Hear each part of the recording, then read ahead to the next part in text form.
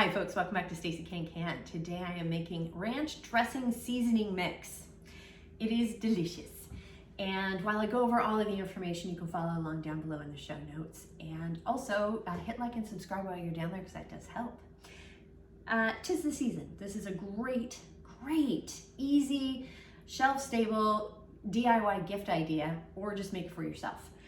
You can make it in bulk. You can give them out in nice little fun little jars if you want, or little containers of your choosing. You can have it on hand in your house in case you need a white elephant gift or whatever. Get invited last minute somewhere. These seasoning mixes are really nice to do. And then I also have how to make the ranch dressing down below in the show notes, but I'll also talk about that a little bit later. Different ways you can make it a ranch salad dressing, or you can just do a dip with it. So I'll talk about that in a little bit. But the ingredients that you need are a third of a cup, and this is just for one like small batch, but you need a third of a cup of buttermilk powder. You need a tablespoon of garlic powder, a tablespoon of onion powder, 2 teaspoons of parsley, dried parsley. These are all dry herbs that I'm going to be using here.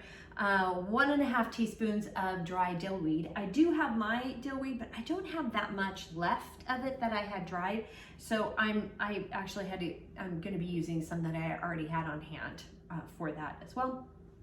Let's see, dried chives. You need 1 to 1.5 teaspoons of dried chives. It's kind of a personal preference. If you like because chives are more oniony, so if you want a little more of a bite, you can add a little more of that if you'd like. A teaspoon of fine sea salt. Now I'm using pickling salt because one, I have it on hand, but it's also really fine.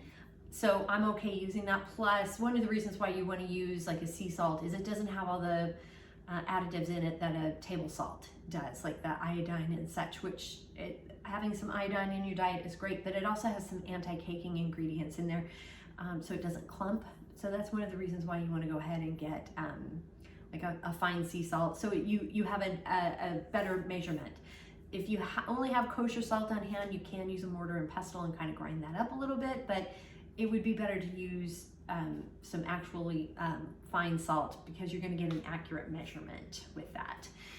Let's see, you need a teaspoon of, or half a teaspoon of sugar. We need a half a teaspoon of dried tarragon. That's optional, but it is recommended, so it's up to you. If you have it, great. If not, you can omit that. We need about 1/4 of a teaspoon of cracked black pepper to taste, however much you think you might like. Maybe you like it a little more peppery, maybe you like it a little less peppery. And then 1/4 of a teaspoon of dry mustard powder. You do need to use powder here because this is a powder form. You can't use like regular mustard from the refrigerator because then it's just going to be a goopy mess. So that's what you need here. And again, great DIY gifts for all this. So the tools that you need is just really simple. You just need some measuring spoons and a 1/3 of a cup measuring cup to measure out the buttermilk powder. So that's all you need. Maybe a funnel of some sort to put it in the jar after you're done mixing it all together. Very simple. Oh, you will need a whisk too. You'll definitely need a whisk and a bowl to put it all together and gently whisk it up before pouring it into your container. So with all that, let's go ahead and get started. Now I'm just going to measure out all the ingredients. And starting with the 1/3 of a cup of buttermilk. I'm just going to keep measuring. Let's get to dumping. So I've got my 1/3 of a cup of buttermilk, tablespoon of garlic powder, tablespoon of onion powder, 2 teaspoons of parsley, 1.5 teaspoons of the dried dill.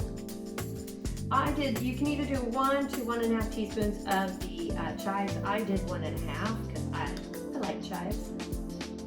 Got our teaspoon of fine sea salt, the 1/2 teaspoon of sugar, 1/2 teaspoon of the dried tarragon, which smells really good, the 1/4 teaspoon of pepper, and 1/4 teaspoon of the dried mustard.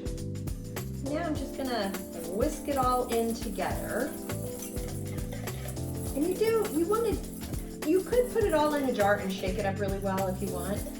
I'm choosing to do it this way because I think it's going to break up a little bit of the dried herbs a little bit more. That's just to my personal liking.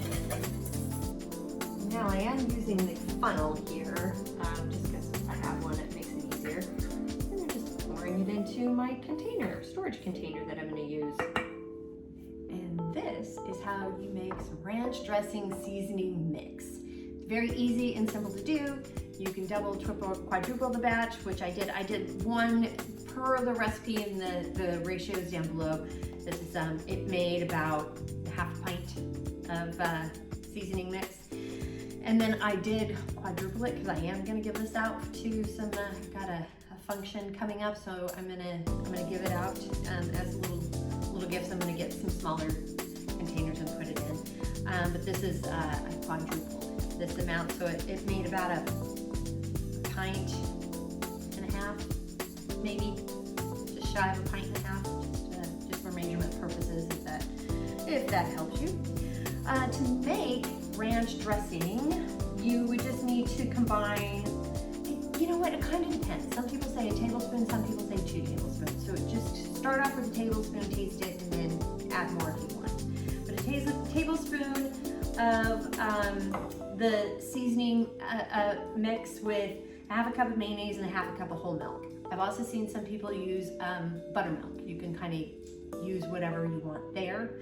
If you want to use, if you want to make like a ranch dip, you would use definitely 2 tablespoons of the mix in with a 16-ounce container of sour cream, and that mix it all up.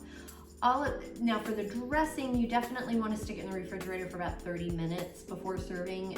You just want all those flavors to kind of meld together.